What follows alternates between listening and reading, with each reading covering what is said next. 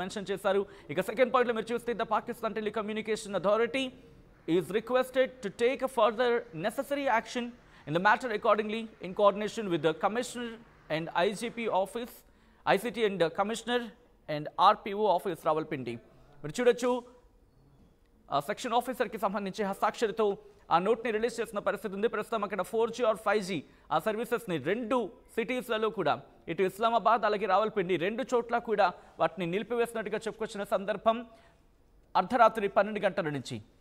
మరి ముఖ్యంగా అవి కంటిన్యూ కాబోతున్నాయి టిల్ ఫర్దర్ ఆర్డర్స్ వచ్చేంత వరకు కూడా ప్రస్తుతం ఈ ఆంక్షలు ఉండబోతున్నట్టుగా ఈ సస్పెన్షన్ కొనసాగబోతున్నట్టుగా పాకిస్తాన్ ప్రభుత్వం చెప్పుకొచ్చింది. The chairman Pakistan telecommunication authority అంటూ కూడా ఆ టెలికమ్యూనికేషన్ అథారిటీకి సంబంధించిన అధికారులు వాళ్ళు మెన్షన్ చేశారు. మినిస్టర్ ఆఫ్ ఇంటీరియర్ అంటే అంతర్గత వ్యవహారాల శాఖ మంత్రి ప్రస్తుతం అంతర్గత వ్యవహారాల మంత్రిత్వ శాఖ ఆ ప్రెస్ నోట్ని ఆ నోట్ని రిలీజ్ చేసిన సందర్భం ఉంది.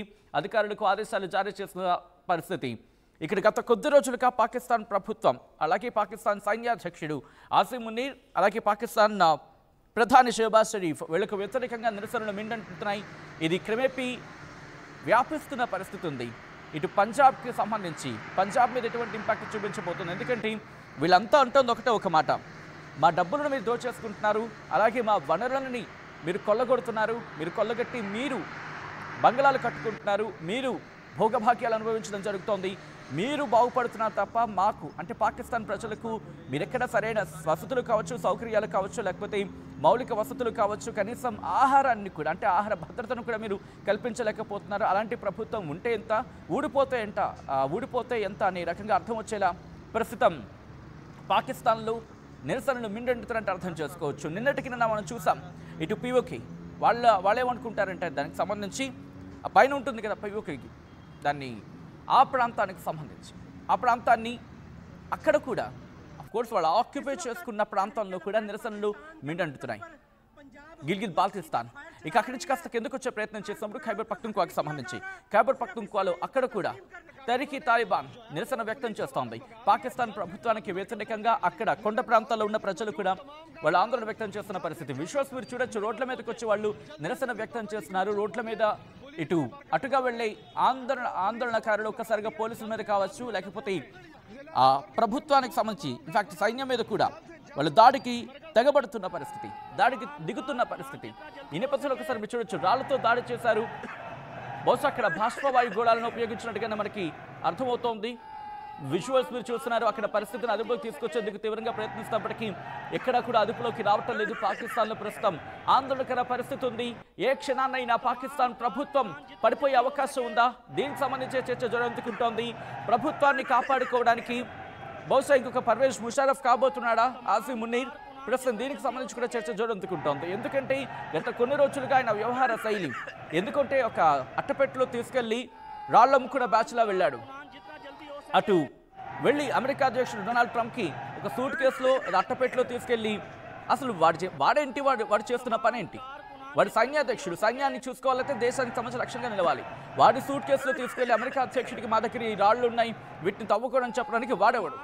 ప్రస్తుతం ఈ ప్రశ్న రైజ్ అవుతుంది, అసలు నువ్వెవడురా, నువ్వు దేశాన్ని కాపాడాల్సిన వ్యక్తివి, ఇక్కడ ఉండి దేశాన్ని రక్షించాలి, కానీ నువ్వేదో పాకిస్తాన్కి సంబంధించి ప్రభుత్వాది నేతగానో లేకపోతే ప్రభుత్వంలో ఉన్న కీలక వ్యక్తిగానో వెళ్ళి అమెరికా అధ్యక్షుడికి వెళ్ళడం ఏంటంటూ కూడా వాళ్ళే అక్కడ ఆగ్రహం వ్యక్తం చేస్తున్నారు.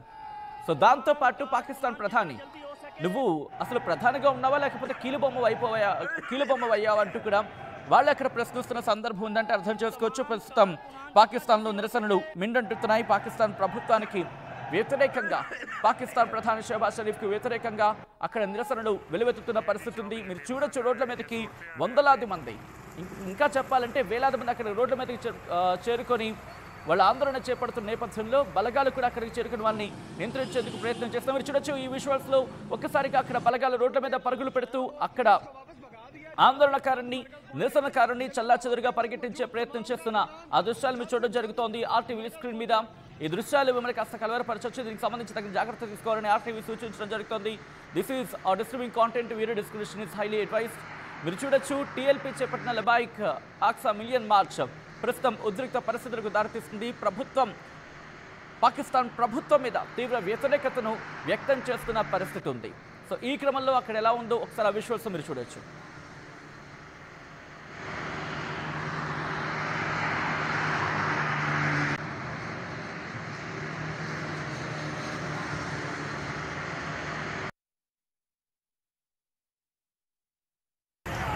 ये जी चौक यतीम खाना है, ये सूरत हाल है अभी।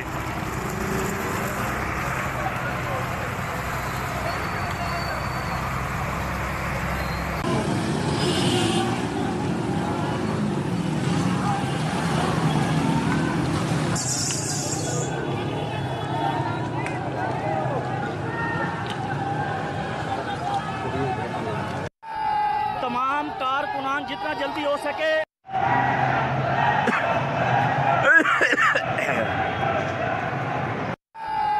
कारकुनों ने जो है वो पुलिस को वापस भगा दिया। जल्द से जल्द मरकज पहुंचे।